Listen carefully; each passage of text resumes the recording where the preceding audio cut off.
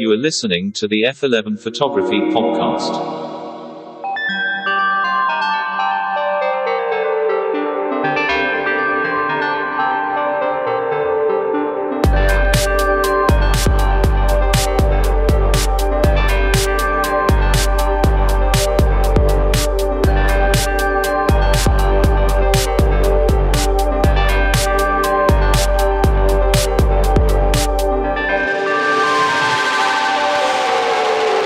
To the chasers of light, to the purveyors of pictures, to all of you listening, this is the F11 Photography Podcast.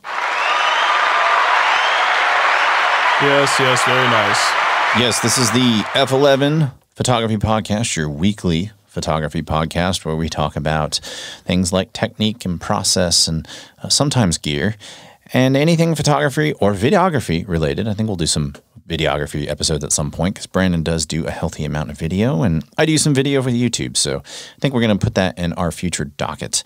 But today's episode, we are going to be having a very broad discussion about growing as a photographer because I think a lot of times we get very comfortable with what we do.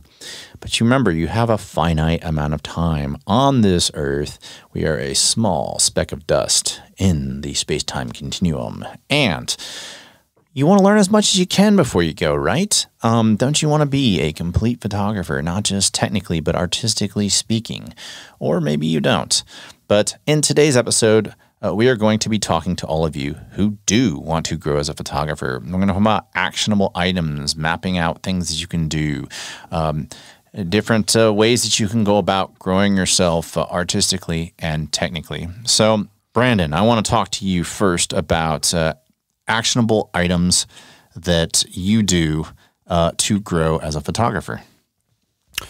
Well, actionable items for me is I like to chase that feeling of knowing I'm creating something new that is unfamiliar. Like I want to see something unfamiliar to me that is also very much an extension of me in my work and is of quality.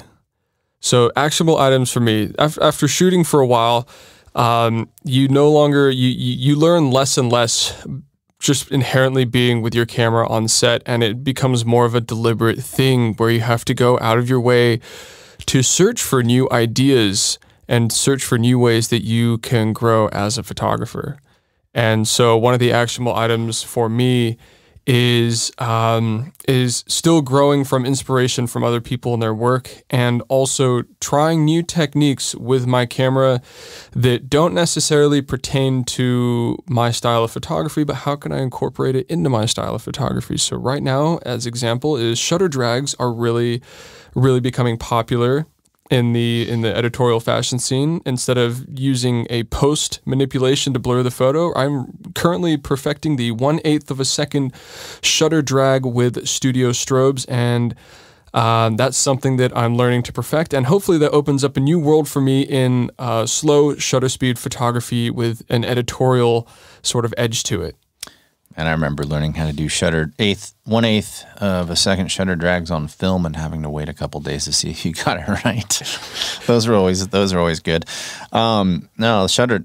I am, as somebody who's a less of a post-production, more get it right at the camera type of guy, I'm all for shutter drag. Something that I always do is I kind of pick a subject. YouTube, man, we live in the YouTube world. A lot of times I'll just go, I want to learn this technique. And I try to carve out time, at least once a month, maybe find some technique I want to work on, and I'll go just find a few videos on it because I'm always trying to stay fresh. Sometimes I rest on my laurels, I get lazy, and I'll start looking at my work. I'm like, man, a lot of my work has been kind of looking the same lately. And I'm very much driven by, there's this struggle between, I need to develop my photography fingerprints and have my own style.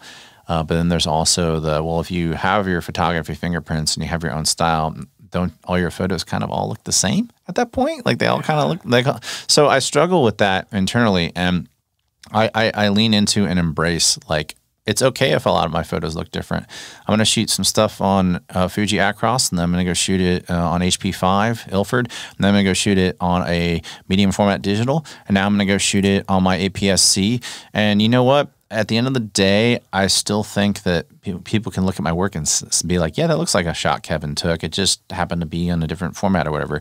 And I'm okay with that. But that's also the inner gearhead of me. It kind of gives me, that's part of one of the cool things about having a bunch of different types of cameras is that I can just wake up one morning and go, I'm going to go use my Fuji X-H2 today to shoot with, and I'm just going to make it work. But I think it also keeps me creative. It's like the Apple Challenge we talked about when Jordan Groby was joining us remotely, where it's like, hey, go make this work. Like you get one lens, you got to take 500 pictures of the same Apple type of thing. A lot of times I'll challenge myself and I go, I did a shoot last September where I only took a 135 millimeter f2 with me. And I said, I'm going to do this whole photo shoot on my 135 f2 and I have to make it work. And I ended up getting some great shots. So, dude, that when you force yourself to only use film, that is, you learn a fucking ton from a shoot, and you slow the fuck down. But I still use my digital to test. I don't go all film. Like I always test in digital just to make sure that like my highlights aren't blowing out. I'm dude, like, okay. Some of my favorite shots came from a shoot I did with a Nikon FE with 35 millimeter f2.8, and I used CineStill and Portra, and that was it. That's all I use. It was fantastic. Well, so I have a Canon Rebel G. My mom and dad got me that as my student camera. It's a 35 millimeter, and I'm always like way more into lenses than bodies. But like, it's a student camera. You can buy a Rebel G used right now on eBay for $30. But if you put an L lens on it, it makes some beautiful looking shots. And my point being is that has a meter on it, so I don't have to test. Like with 35 millimeter on a Canon that has a meter built into it, I don't need to test in digital. I trust the meter on that. That's literally the camera I learned to shoot on. So I know the meter on that camera really well. But if I'm shooting medium format on a 50-year-old manual focus camera with no meter, yeah, I'm gonna pull out my. I usually take just like my Fuji X-H2 with me, and I just like take a quick shot and go, yeah, okay, the highlights look pretty good on this. I just want to make sure my subject's illuminated. My big problem when I'm shooting stuff like portrait is I don't want to underexpose too much, because then when you start pulling the shadows up, it starts looking terrible. Right. So portrait takes overexposure pretty well. Well, getting back into actual items and learning stuff, I just want to share with everyone that the two things I'm looking forward to learning more about right now is, number one, I want to learn how to shoot with a really high grain ISO. I think that is such a cool look, and it might be overkill to have a nice digital camera and then bump up the ISO to like 12,000 just to take a photo that's super grainy. But for some reason, I really like the profile that it gives. And I was doing low light photography at a venue with an 85 millimeter 1.8. And I took these really, really grainy, noisy images where when you move the slider of your curves layer any color, it basically changes the entire color of the photo, and it hits the pixels in such a weird way because the data is so fucked that it's unnatural. So I think that's really cool. And then the other thing I'm going to be getting into here pretty soon, which I've been experimenting with already, is how to take a passable, blurry photo where not everything's in focus, but only some things are, if not everything's out of focus. Because I've been taking some photos recently with a modeling agency, and I've kind of dicked around with it a bit. And like, if you can capture the glimmer in someone's eyes and it's out of focus, and you capture that little star in people's eyes even when it's out of focus, it doesn't matter. It almost has more of an emotional impact. And I think there's a way to refine it deliberately so that it's not just a happy accident. So those are the things I'm going to be working on here pretty soon. Nice, yeah. And on the high grain, high ISO film, I grew up, like I played in punk rock bands, and film days, like you take pictures of somebody in a nightclub in 1993, you're going to be using like Ilford Delta 3200 or the T-Max back then. I think they made a 3200 of that, and it was always like super grainy, and I fell in love with that look. And I'm a Capture One user. I don't use Lightroom. And in Capture One, they call the presets styles. And so I have my own styles sometimes that I apply. And I have one that I call the CBGB, which is a famous punk rock club in New York. And it's a very gritty, black and white, almost looks like a photocopy. It just, I mean, you're pushing hard into those highlights, and it goes really well with high ISO, high grain. But I love that look.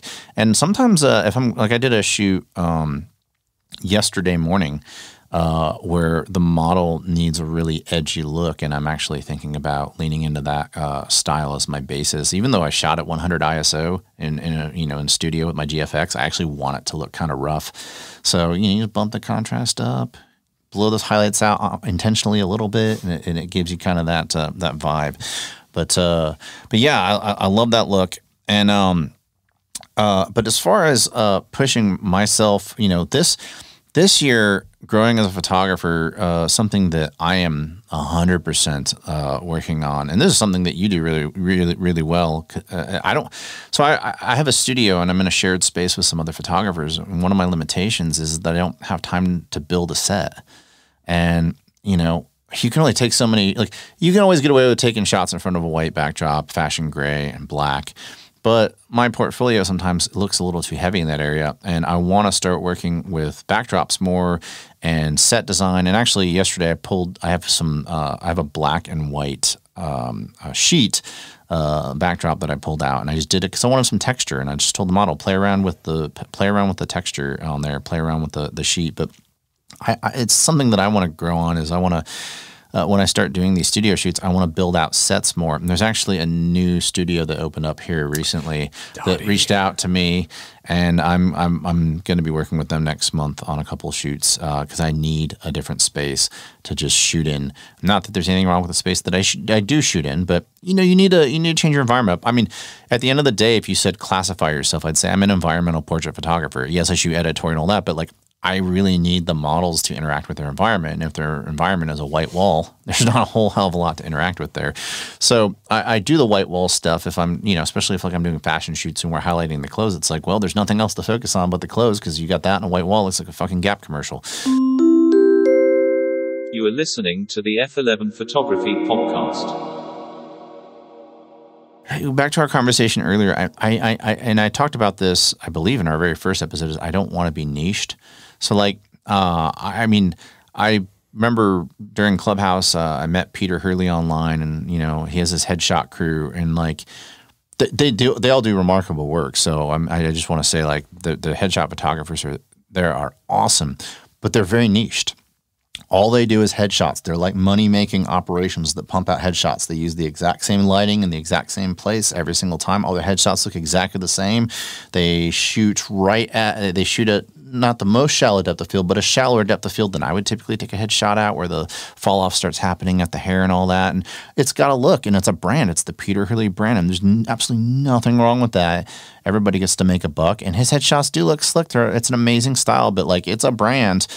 And that's all these people do, like 24/7, is they just pump out headshots.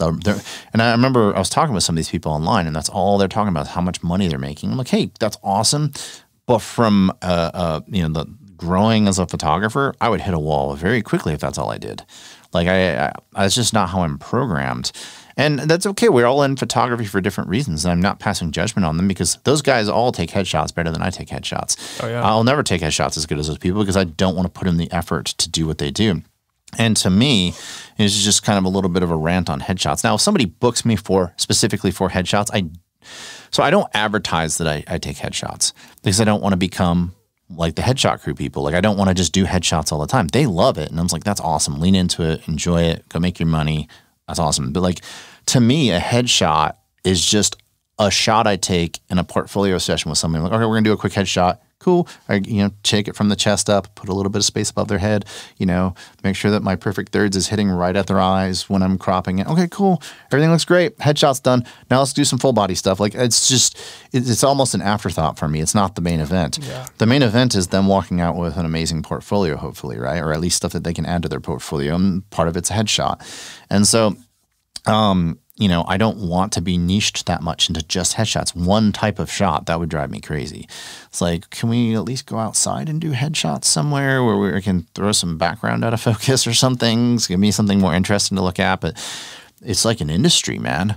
And like I said, more power to those people because they can do headshots at a level that I'll never be able to do it to because I just can't hold my attention that long in a specific area. Okay, well, that's an interesting thing you bring up, right? So today we're talking about how to improve yourself as a photographer. Now, if you go into a niche where you're trying to improve your headshot business, you know, there's sort of a threshold you can meet. There's a wall you're going to hit as a headshot photographer, and you know, at the end of the day, you're going to have tape on the ground in your studio, and you're going to be at least like tripod 1 goes here. You're going to have notches on that tripod where it's just like, okay, this is the height. We're going to move it to this height. We're going to do this. This is where light 1 goes. This is where light 2 goes. This is where the hair light goes at this angle, this extension. Okay, you are setting up. You were setting up a business. You were setting up a repeatable business. This episode is not for you. Power to you for that, but you are a businessman trying to be an artist. We're artists here trying to be businessmen, and there's a big difference. Well, and I think that headshot photography is mainly a technical style of photography. I mean, even Peter Hurley has his own lighting system built around it. Like it's like this 5-panel lighting system. I think it's from Westcott. It looks really good. I think it's like $5,000, and so like they all follow kind of the same template. And, you know, like I said, more power to them. I think it's great. But a lot of them, that's all they do. And like I have massive respect for them. But yeah, it's just not. I would quit photography, man. Like I would get so bored with that so fast. I get bored of my own photography about every 3 to 4 months. I'll have a 1 to 2, maybe 3 month stretch where I'm just like, fuck yeah, like let's do it. We're pushing the envelope. And then after that, I want to throw myself off a bridge. It gets so boring. So you know, we are victims to our own environment sometimes. So I find that in Texas, we have 2 seasons. We have hot and we have cold, where ice is over and our infrastructure cannot support 31-degree weather with rain. And so I find myself planning my photography around the seasons. So like when it's shitty outside, I'm a portrait photographer in the studio at that point in time. That's what I'm doing. I'm doing a lot of portrait work. I'm not doing anything outdoors. But then I call it editorial season, those 3 weeks, 4 weeks when like the weather's actually like really nice in the spring and in the fall. I will plan tons of outdoor editorial shoots with really elaborate storylines and everything. I will try to knock those out in that time because that's where I'm getting my best. But then I find myself, like a lot of photographers around here, it's like, okay, it's July.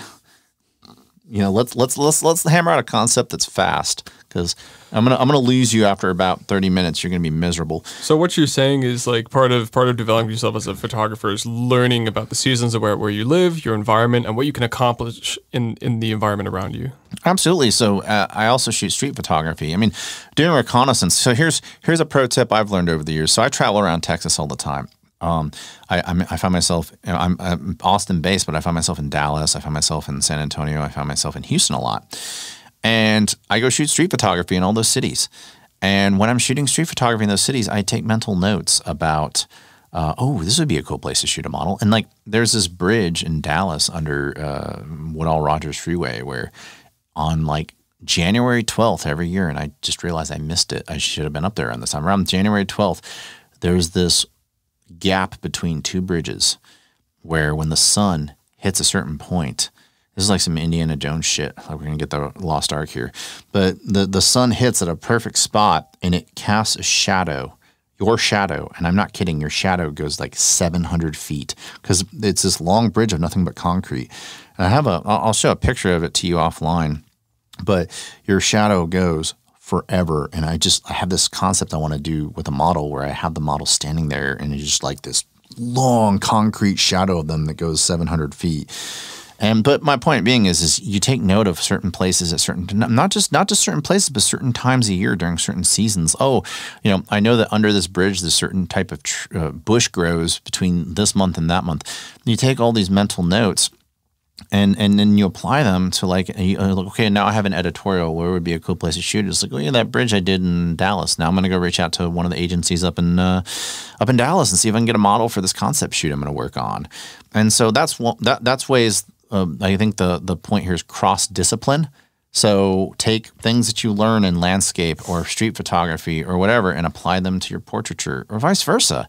You know, like learning, you know, I know that like in most landscape photography, you're shooting at f8, f11 or whatever, but you might learn that, hey, shooting a shallow depth of field sometimes can do some interesting things and unique things. Maybe I need to try that with my landscape. A lot of times, you know, people tell you that you have to use a wide angle lens with landscape. Some of my best landscape shots, and I don't do landscape often, but some of my best landscape shots were taken on a 70 to 200. at 200 because of the compression. You can compress the mountains. And some of my favorite photos ever growing up, and I didn't know what it was. I just know I used to see these beautiful shots of like the New York skyline where the skyscrapers looked amazing. And what I found out was they were taken with a telephoto because it compresses all the buildings and it looks really cool at 200 millimeters, or in some cases they were taking them with like a 1200 millimeter lens. Just insane compression you get out of it. But, another thing is trying out, I guess that ties into what I'm just talking about, is try different lenses out. So like the very first shot on my website when you go to my landing page was taken at 14 millimeters of a model sitting in a chair. And no one ever tells you that a 14 millimeter lens is for shooting models. They tell you it's for shooting landscapes or real estate or something like that. You're going to shoot a model. You got to shoot a 35 for environment. You got to shoot a 50 for a normal field of view, and you got to shoot an 85 for a portrait or a 135 for a tight portrait. Or if you want to just completely make them look fake, you get out a 200 f2, which is a $6,500 lens, and make everything look like liquid butter. But no, I shot it with a 14 millimeter. It was a 14 millimeter f4. I mean, there's really no point of having a f2.8 or an f1.4 lens at 14 millimeter because you're so far wide back, you're not going to get any subject separation anyway. But yeah, I mean, just trying out lenses that weren't meant for what you're using them for and see what you get. That's something that I like to do a lot of times to be more creative and help myself grow as a photographer, learn what things weren't meant to go, two things that weren't meant to go together really well. That's that juxtaposition, and that's where you really learn to push the boundaries. I mean, obviously when you're starting out like on your journey, something that's really helpful is you don't want to sample like 5 different fucking focal lengths, throughout your career, because you're not gonna get used to any of them, and you're not gonna have any remembrance or any frame of reference for what they're gonna look like. It's gonna be a surprise every time you put your lens or your camera up to your eyes. So when you're starting out, I highly advise pick an 85, pick 50, or pick 35, and just stick with that lens for about a year. Grab one prime and maybe do a rotation over 3 years. But that way, you know what a 50 is going to look like. You can walk around, and this is the crazy thing. And I did this. I got a 50 millimeter 1.4, and I shot on that for about a year and a half, and I shot on that exclusively for everything. And I got sick to my stomach of seeing in 50 millimeter. I could walk around, look at an image. I could look at something just in real time, and I could literally see where the edges of the frames were. I just knew what that photo was. And it got to the point where it was just so ugly and so monotonous that I started dreaming of what it would look like if I wasn't using a 50. I'd shoot a model and I'd just be there thinking to myself, God damn it, like I just need, a little bit less. I need like a 38 at least. Like give me that just so I can incorporate the background. And so like you get to a point where you're going to want to start. You're going to want to get to a point where you start craving something different, because you can go out and you can get a smorgasbord of equipment. It doesn't necessarily mean that you're growing unless you dedicate that time to each individual piece of equipment. Yeah, and you bring up a good point. Like I went to a phase where I was like, I'm going to try out one lens for a while. And so because I wanted to learn all the small nuanced details of the lens. And one of the things I learned, so like when we think of an 85 millimeter, we think of a head and shoulders headshot. That's like the go-to headshot lens. We also are told that, hey, you can't shoot at 1.2 and get everything in focus. Well, if you're shooting at headshot distance, that's absolutely the case.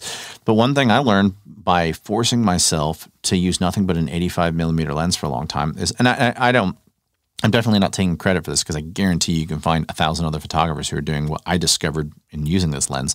I'm definitely not doing anything revolutionary here, but I learned that I can shoot that lens at 1.2 in portraiture. You just have to get about 20 feet away from your subject. But one of my favorite shots that I kind of became a signature shot of mine for a while, I've shied away from it because we are doing an episode about growing, and I've kind of like evolved a little bit. But one of my favorite things to do with an 85 millimeter is get the lens and get super low to the ground, about 20 to 30 feet away from your subject. And you'll just have this in-focus subject where everything is razor sharp, at least on my Canon lenses it is. And you have a liquefied background, and you just see this tiny sliver. Like, here's everything that's in focus. And it is a cool look. And because you have foreground elements on the ground because you're so close to the ground. It's a really good way to demonstrate depth of field. And even if you don't have a 1.2, if you have a 1.4 or 1.8, if you just want to like learn about depth of field, I recommend trying that shot out with an 85. It's just so easy to see everything there. And then, like I said, it became a signature shot of mine for a while that I would try. I mean, every model would be like that thing we talked about in the episode about models where I said, hey, pick your favorite 5 shots of mine. They'd all pick the me low to the ground on the 85 shot. That looks so good. I've helped out so many portfolios with that type of shot. Like it's my go-to. Like if I have a model, like I had a male model who was with a fitness agency, and he was like, hey, I want to get some shots of me like, you know, running and looking all buff and shit. And I did that shot. I was like at a park near us, and I just got low to the ground, and you see like this out of focus grass, sliver of grass in focus.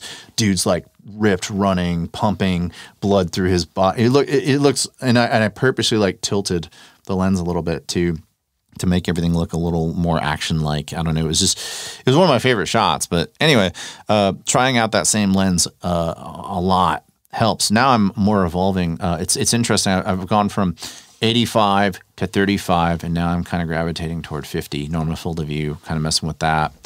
I'm moving away from the telephoto stuff and getting a little wider now. I'm getting more environmental. But what's your go-to lens at the moment? My go-to is I'm trying to transition over to 85. What I'm really, really trying to nail right now is I tend to shoot, I use a 24 to 70 like really often, and I'm finding that for a lot of my deliberate editorial stuff, my main concerns right now when I'm in the zone are I want to take a photo that I don't have to crop in post. The framing for me is extremely critical.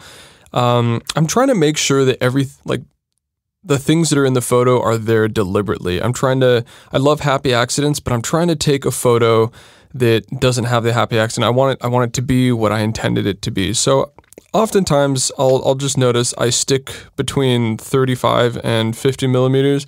I am seeing that I am definitely going up to 70, and so I'm bringing my 85 with me more often, playing around with the depth of field, and I'm really on a venture right now where I'm trying to stay away from post.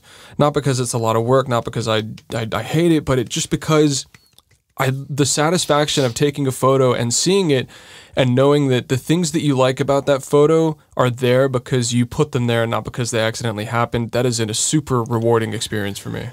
Well, I was brought up on doing as little in post as possible. And this stems from my time as an audio engineer. So in the studio, you get an arsenal of microphones. You try them out in front of a subject. And the reason you do that is because you're figuring out which microphone fits their voice the best. And then when you find that microphone, you're like, great. That is hours and hours and hours of equalization I don't have to do. I don't have to go in and figure out what's good and what's not good. We got it. That decision has been made. Let's move on to the next decision. And so it's all about getting that right at the camera. And I'm not a post-production guy. Like I do like doing some post-production. I do like to play around with things, presets, things like that. But in general, I go out and I buy a good lens because, damn it, if I'm going out and buying a $3,000 lens, it better be freaking amazing on the front end. And a lot of times they just have that characteristic I'm looking for. One of the reasons why I love shooting, even though I primarily shoot Canon for my commercial work, any job that requires reliability, I shoot Canon because the autofocus on it is perfect and the colors are pretty good on it and good enough to work with in post. But I do have to do a lot more work with post. One of the reasons I like to shoot Fuji, especially my GFX, is I shit you not, I will take a picture with one of the film simulations on and I'll go, that's exactly the way I pictured it in my head. I just need to double check that my exposure is right. I might bump up the contrast a little bit. And then if I have to do any retouching, I will move on to the next picture. I save so much time in post-production with that. You are listening to the F11 Photography Podcast. Something I do want to talk about, ways you can grow as a photographer. Something that I try to do on every shoot is I'll bring like a kind of a wild card lens with me, something that I didn't put in the planning stages. It's just there in case of emergency, break glass. When I do a studio shoot, I'll plan out a couple different colors for backdrops. I'll show up the day of and find out what I call a wild card backdrop color, and I go, I'm just going to throw this up there and see if I need it. And oftentimes when, we talked about this in the model episode, is once you get the base shots out of the way and it's time to create, you want as many tools at your disposal. And so a lot of times I try to have those in place in case I decide to get creative. I'll be like, hey, let's try this olive green backdrop color. Or, hey, I've got this weird fisheye lens that I brought. Let's try a couple crazy creative shots. And oftentimes like the crazy creative shots on the fisheye lens end up being the best shots of the day. And that, you learn something and then you grow as a photographer. It's so true. And one of the things I'm learning is I definitely love the wild card approach. I have such a problem committing to that because I'm not a colors guy. I'm really a mellow, tuned out, grayscale, earth tone photographer. I love the moody stuff. I love the brutal, dull stuff. Almost lifeless. And that's just the way I shoot. I love the subtleties. So I often if I'm trying to push myself, it's usually trying to hit a mark and getting there. And what I mean by that is I used to shoot an image as balanced as I could and then I'd be thinking about, okay, this is how I'm going to change it in post to make it look the way I want it to. And it was always lacking. It always sucked because if you're leaving it to that, anything can happen. At that point, you're just control copying and pasting on images, and that's no way to be a photographer. It's shitty. So what I'm trying to do now is if I've got two V-flats in front of a harsh light and I've got a sliver of light coming down on a model's face and the rest of her body, I want to take the time to make sure, okay, is the light hitting her the way I want it to hit her? Do I want the hot spot below her neck so that we've got a faded gradient of light coming up to her face, hiding her eyes, and maybe catching glimmers on her eyelids and on her eyelashes? Do we want that kind of noir aspect, or do I want her face fully blasted, a fully blasted sort of line of light coming down her face and then falling off just at the neck, into darkness there? And, do I want it to be high contrast? Do I want it to be low contrast? That sort of thing. So I want to make sure that I'm adjusting everything there and then so that when I'm in post, I've already got the foundation. The foundation is solid and then some. I've got 90% of the work done because here's the thing, and you won't know this. Once you develop your photographical eye and you get to this place is you can, the difference between a great photo and a fucking immaculate photo is those immaculate photos were hammered out beforehand.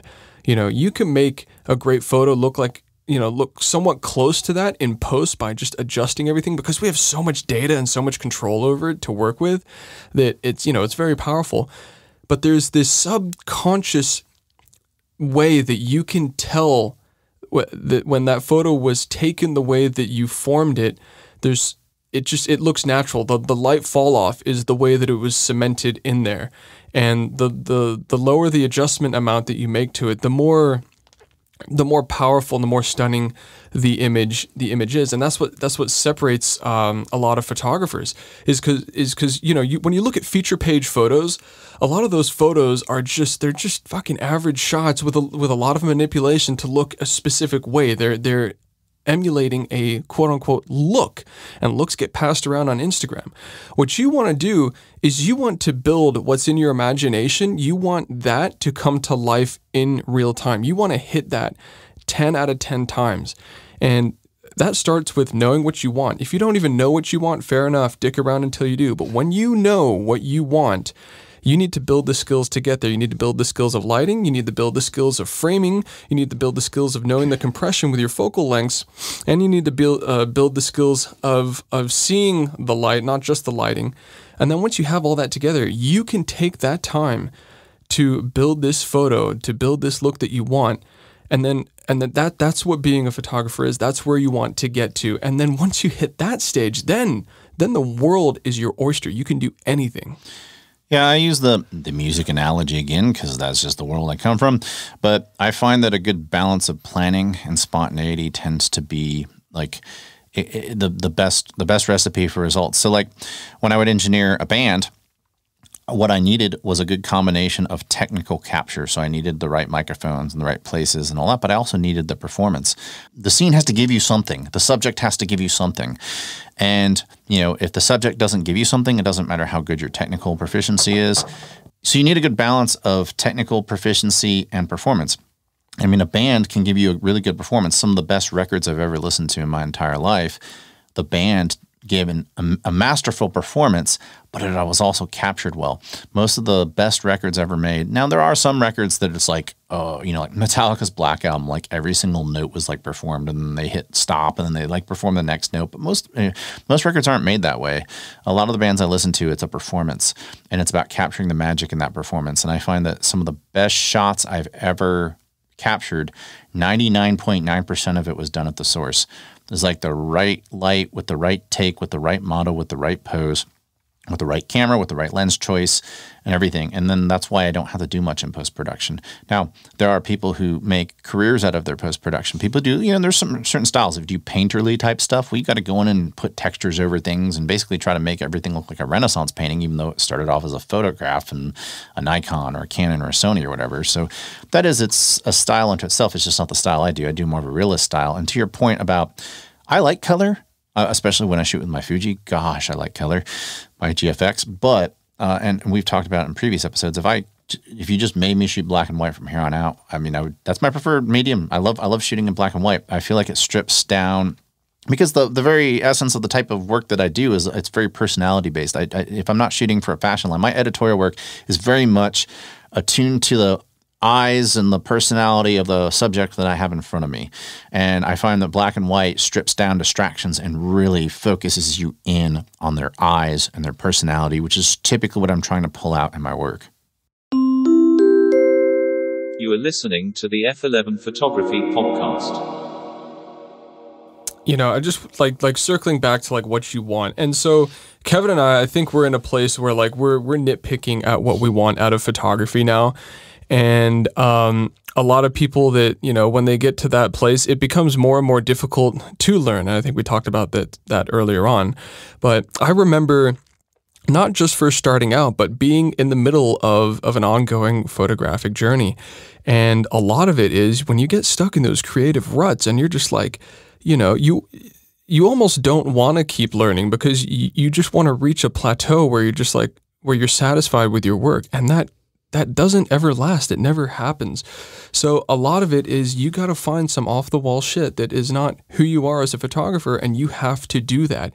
You have to test it out. You have to test out the editing style. You have to test out the shooting style. You have to beat it out to know whether or not it is something you're going to incorporate into your book. And here's the thing, even if you don't like the shooting style, even if it doesn't jive with you, I can guarantee you that one of the steps of the process to shooting in a different style or editing in a different style, you're going to use in the future that's going to be a part of your portfolio. That I can promise you. Yeah, and to what we talked about in the episode where we talked about sending the ladder back down, go study under somebody who's not like you. Or somebody that you admire.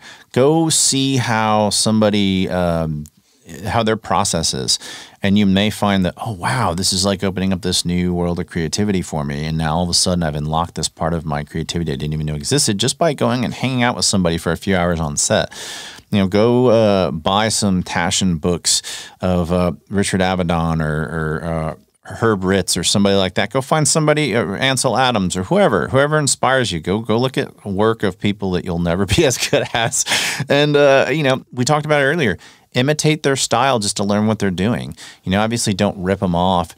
Don't like take their photos like, exactly like compose and all that. Like don't steal, but borrow and incorporate that and put a notch on your belt.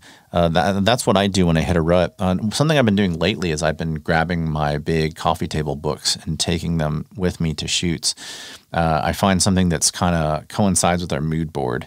So if I have like a model that shows me a mood board and I see a couple like Peter Lindbergh shots on there, I'm like, I'm going to grab my Peter Lindbergh book and take it with me to the shoot.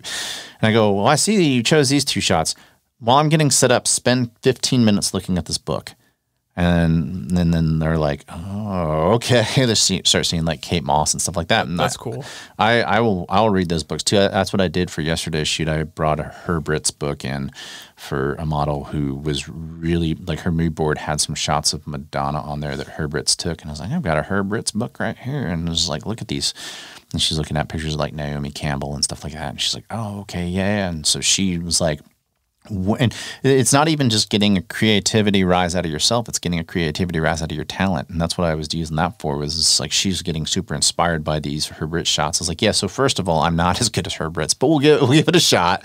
You just finding ways to get creativity, not just out of you, but out of others, because then they can elevate your shoots to another level, which may build your confidence and then foster your creativity even more. Yeah, and you want to develop that eye. You want to see. I keep talking about seeing in this episode and other episodes, but it really is like you have to train your eye. One example is when I first learned how to retouch skin. For the first year and a half, all my photos, like the models looked like plastic. They literally looked like just flat skin plastic, like hominoids. So that you had the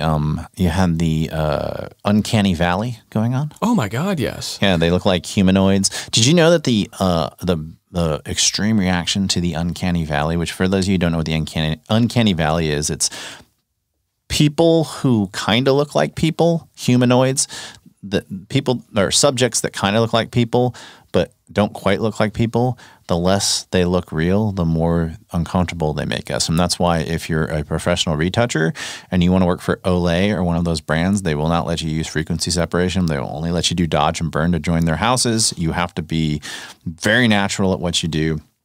And if you try to cut corners, they'll call you out on it and they won't hire you. But the bottom line is that it's the filter thing. It's the Instagram filter face thing that makes you look fake.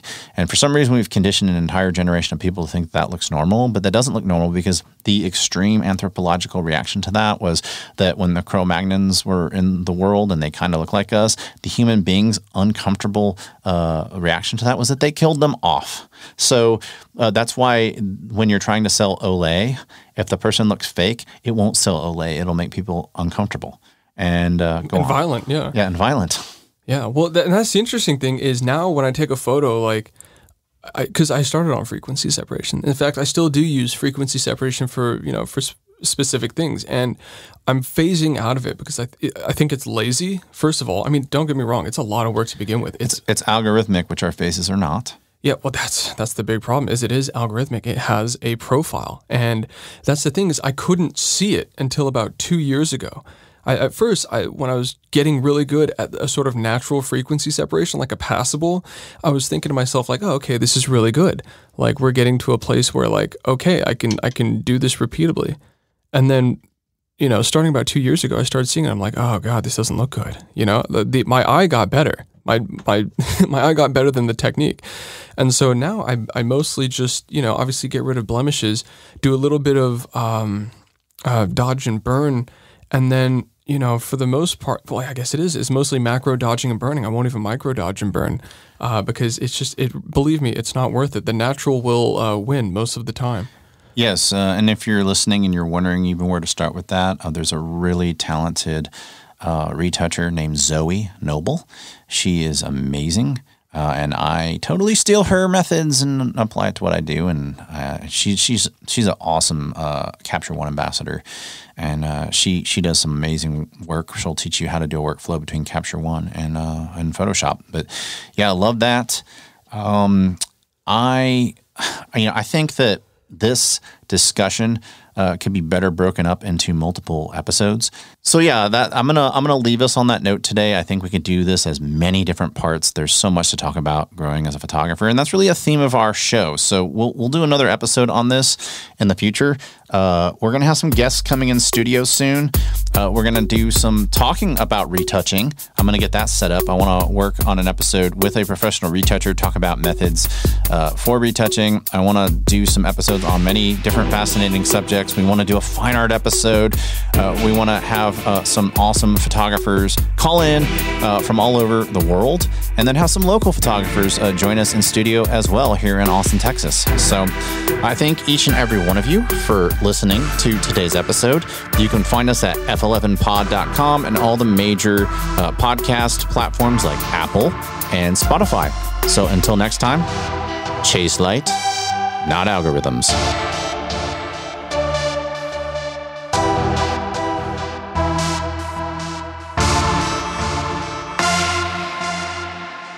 Thank you for listening to today's episode. For more information about this podcast, go to www.f11pod.com.